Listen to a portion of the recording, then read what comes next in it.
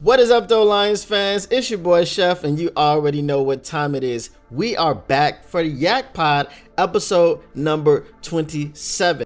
Now, before we get started, I'm gonna ask you to go ahead and subscribe. Hit that little button right down there, turn your notifications on. It really helps me to get the pod out there, and it really helps me to get the algorithm on my side. And if you're enjoying this content and you want to see more, you want the algorithm on my side. Let's get to it. Now, we've been talking a lot about the NFL Combine, and how could we not? It is the hottest ticket, the hottest thing going in the NFL right now. And this is a long offseason, so we got to get to it. But we're not finished with the Combine, and the Combine is not finished with us.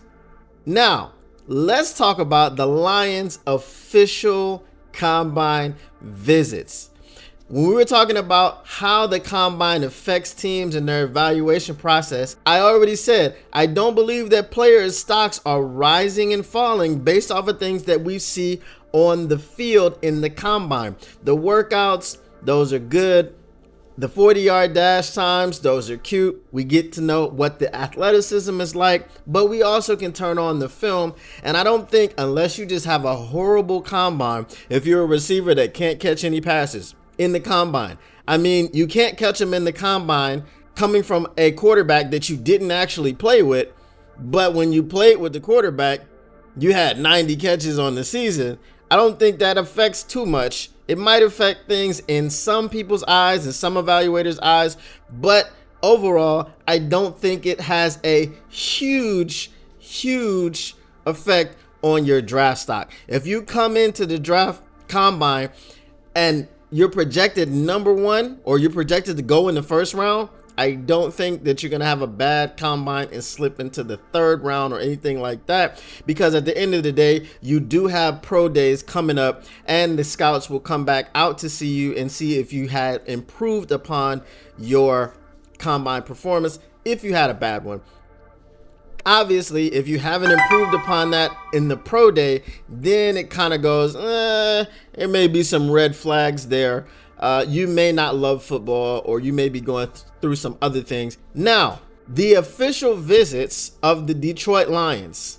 If we've seen any of the inside of the den, we understand that guys getting drafted are being brought in on those official visits. Now, that's really important. If we're listening to what Dan Campbell has to say, if we're listening to what Brad Holmes has to say, and why wouldn't we be? Because those are the guys that are making decisions, right? The interview processes are very important to them. Here's what Dan Campbell had to say about the interview processes. He said, really, the interview process to get these guys is what I really look forward to.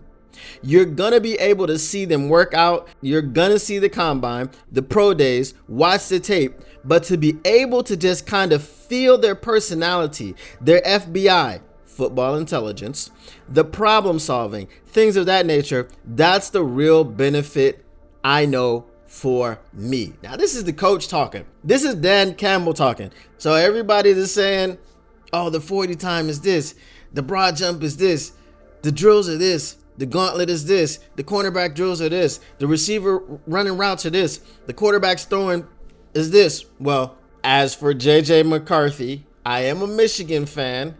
Let me preface this by saying I was very concerned with seeing that JJ McCarthy was struggling with the out routes, with the outside of the numbers type throws.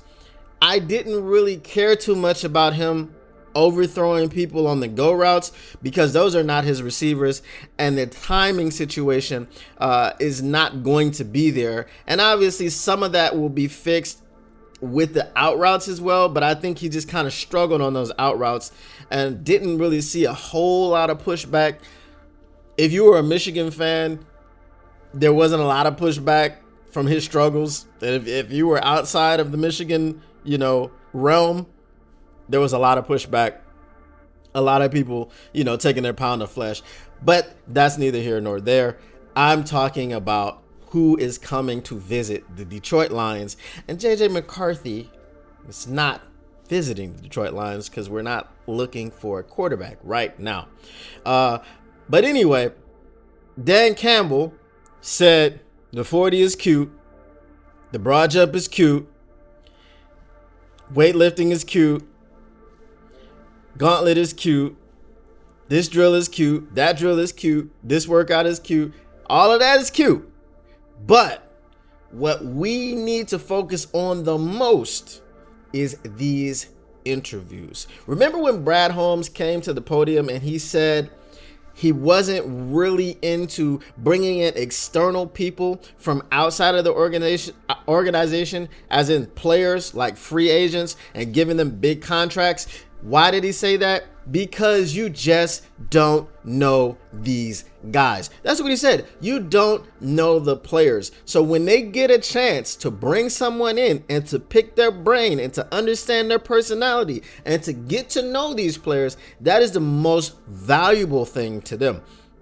Remember, I said before, Brad Holmes gave us the secret sauce, but he didn't tell us how to use it. Well, this is part of how to use it. How do you apply that secret sauce? How do you ascertain if this is a grit guy, if this is a guy that is perfect fit for the grit culture? You bring him in interviews, you spend some time with him, you get to know him. And they are very good on relationships, interpersonal relationships. To the Detroit Lions is a gold mine. So when they can get these opportunities to do this, they're all over it. So what is the list of guys that they're bringing in?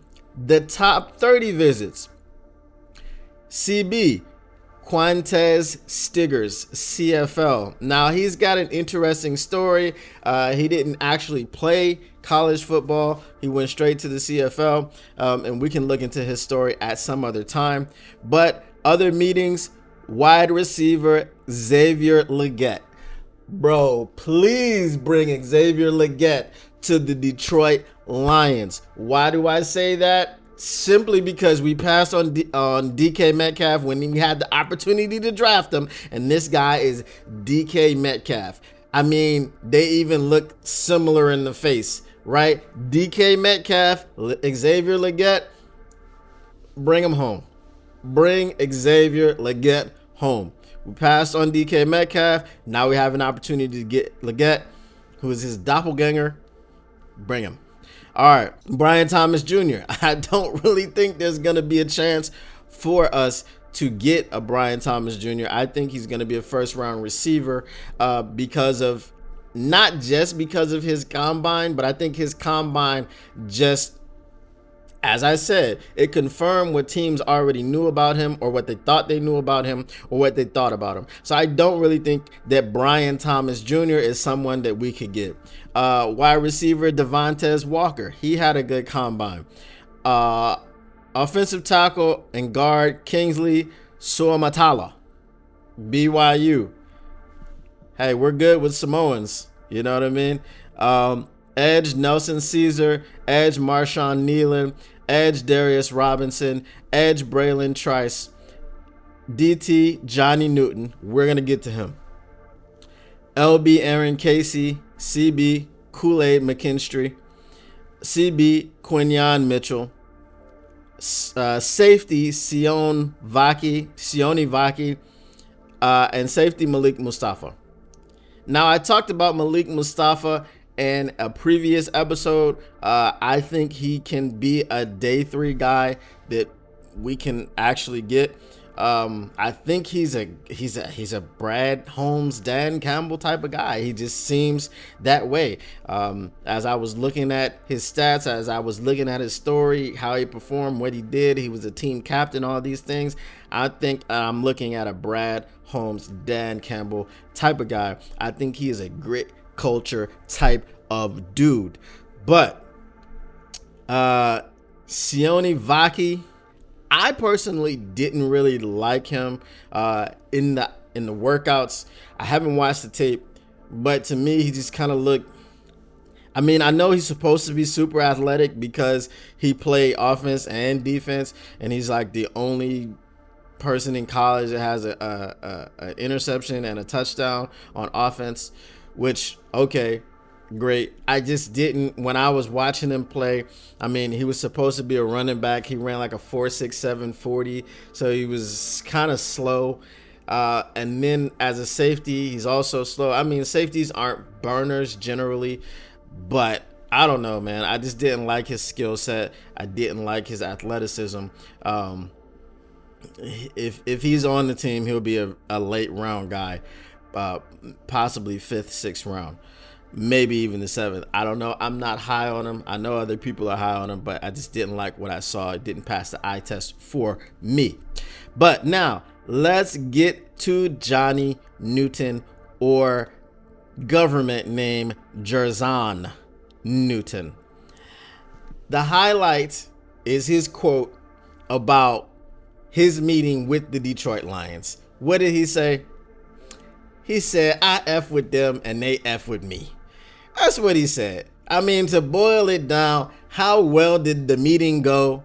I F with them and they F with me. I mean, can a meeting go any better?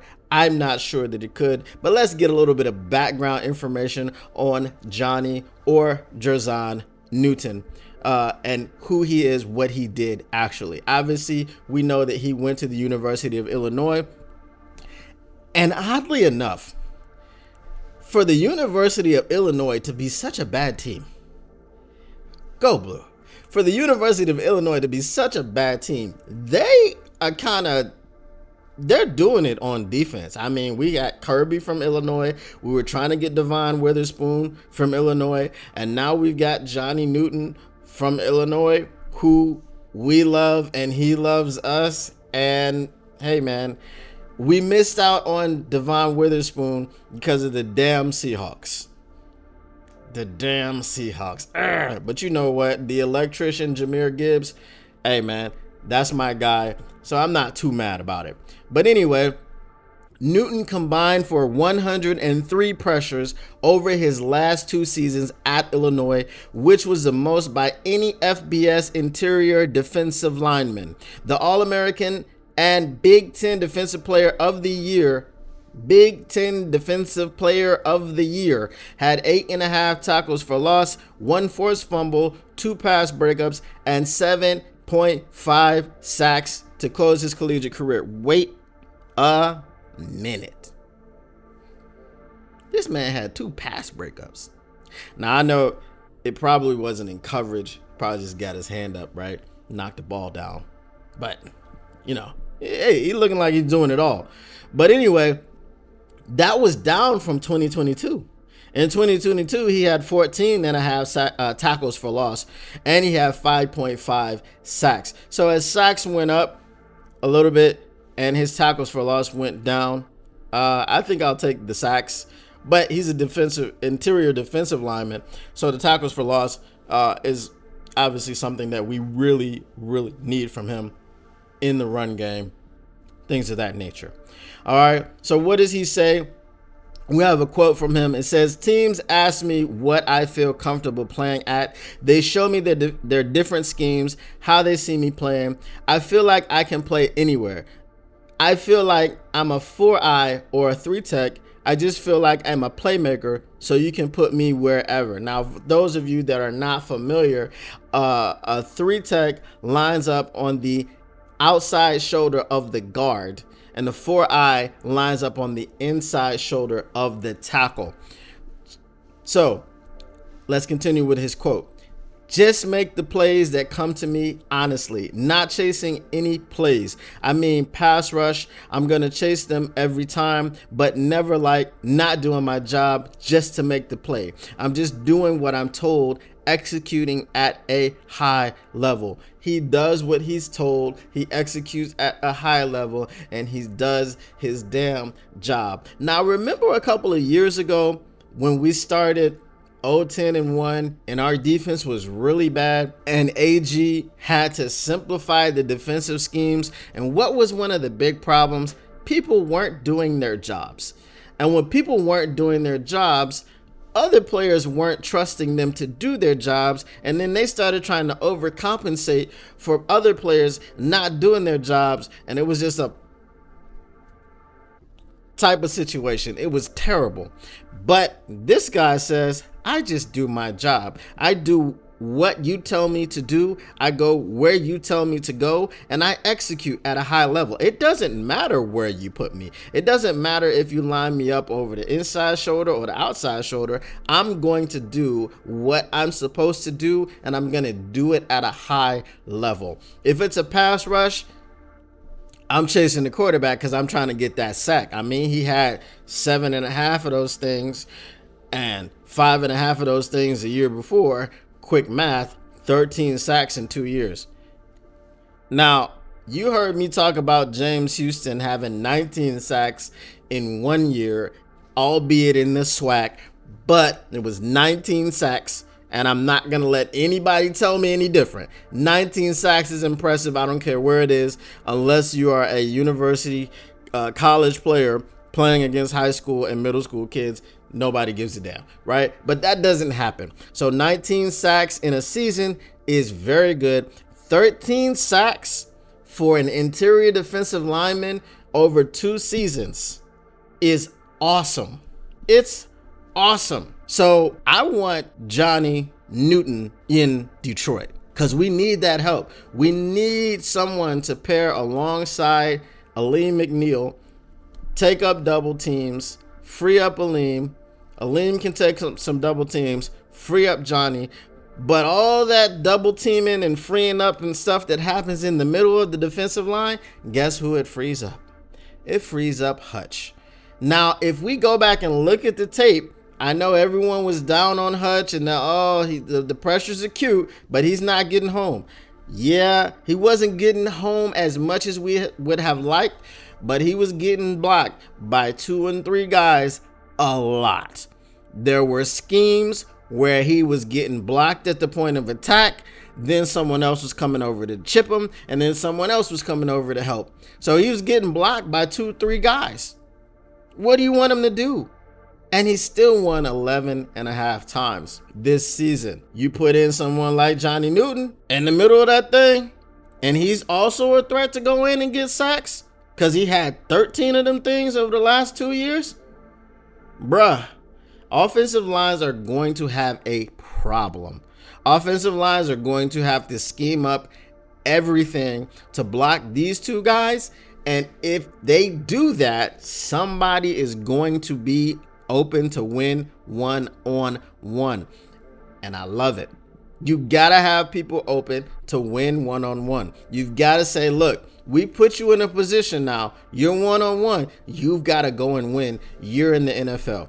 I understand that other people get paid too, but you get paid as well. And you got to go and handle your business. But as I said, the combine, working out, measurements, blah, blah, blah, blah, blah. All of that stuff is already on tape. I don't believe anyone is rocketing up or plummeting.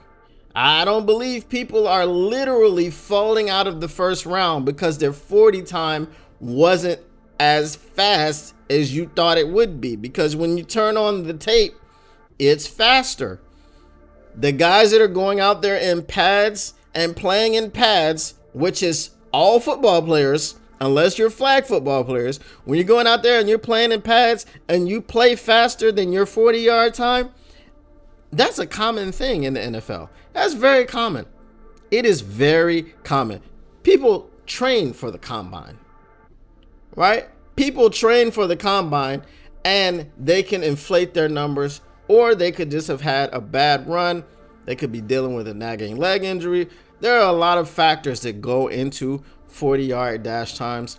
But who had the worst? What was it? Ronnie Stanley? Ronnie Stanley had the worst combine in like NFL history. And he's a dog. He is a dog. Now the Ravens were able to get him because his combine was awful. Awful. If you have an awful combine, I believe that you can plummet. And if you have a stellar combine, I believe that you can rocket up the boards. But I think those are kind of like outliers You know, someone every year has a combine that's worse than you expected them to have, and someone every year has a combine that's better than you expect for them to have. But Nolan Smith last year, he had the kind of combine that was just like, oh my God, his combine is like fantastic. He ran a 4.3940. His athleticism score was an 85. Like, he was just broad jump 10.8, vertical jump 41.5, 10-yard split 1.52. This guy is a top 10 pick. Oh my God, people were freaking out. A linebacker that runs a 4.3940 and he got picked 30th overall. Now, is 30th bad? No, you're still in the first round. But what was your combine performance supposed to do? It was supposed to take you from late first round pick to top 10 pick. That's just not how NFL teams evaluate talent unless you are the Las Vegas Raiders. Right? Some NFL teams try to fill needs in the draft, and some NFL teams, like the Lions, don't do that. Some NFL teams go best player available. Some NFL teams are trying to fill needs. As we've heard Brad Holmes say, I am more comfortable filling needs in free agency. Why? Because you already know who these people are. You already know what kind of players they are. It's not like the draft, which is a crapshoot. You don't know who's going to be good. Some people just don't translate to the NFL like they did in college. Some people are dominant in college. Some people win Heisman trophies in college and never turn out to be anything in the NFL because the game is different. I think the game is changing to the point where people are coming in more ready than ever to just produce, but it's still not there yet. And I'm not sure if it will ever get to that point where it's just kind of like, you know, it's kind of like a pro factory. Obviously it's a pro factory, but what I'm saying is, like, it's kind of like just guaranteed that people are just going to come in there and they're just going to do exactly what they did in college, right? People will dominate and they'll go to the NFL and not dominate. They'll just be like middle of the pack, journeyman type of players. And some people in college didn't dominate, and then they'll go in the NFL and become stars. It happens all the time, and that's what we love about football. It's unpredictable. The competition is all over the place, and you just have to turn the film on, and you have to find it. So, as I said, these types of things happen in the combine. Who's shooting up, who's shooting down? I really don't think it happens. Nolan Smith, superb combine performance, gets picked 30th overall. And if the Eagles were not like the Philadelphia Bulldogs, I'm not even sure he goes in the first round. But, you know, they've been stocking up on Georgia defensive players for a couple years now, and they just took another one. So, you know, they drafted Jalen Carter, and then they just went and got Nolan Smith. You know, it is what it is. So, you know, these things are more so about fits and team philosophies than combine numbers and things of this nature. But, you know, I've said that, and I'll keep saying it until I'm blue in the face. Some people will agree with me. Some people will disagree with me, and it is what it is. That's not the name of my podcast. The name of my podcast is You Already Know. And as always, I'm going to need you to smash that like button. Smash the like button. Smash it. Smash the like button. You know you want to. Go ahead and smash it. Go ahead and subscribe. And you know what? You go ahead. You have friends? If you got friends, tell them. Be that type of friend. Share it with them. Let them know what we're doing here. Let them know about this kitchen. Let them know how exquisite it is. Let them know what you get here, the experience. Let them know. And as always, I will see you next time. Peace.